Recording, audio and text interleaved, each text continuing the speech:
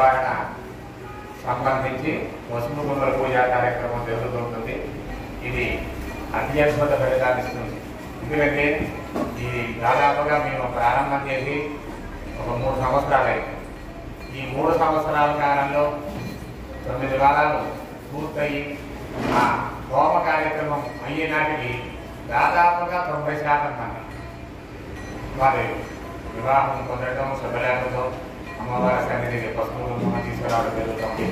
మరి అందులో భాగంగానే ఈ చిరంజీవులు చీరాల వేట ఈపులపాల వాసులు మరి అమ్మవారి సన్నిధికి వచ్చి భక్తితో ఇక్కడ ఎందుకంటే ప్రధానం భక్తి శ్రద్ధ. ఆ భక్తి శ్రద్ధతో అమ్మవారిని ఆరాధించిన వారికి సత్వర వివాహ ప్రాంతం తప్పనిసరిగా తెలియజేస్తుంది. మరి అటువంటి నిదర్శనమే ఈ చిరంజీవులు.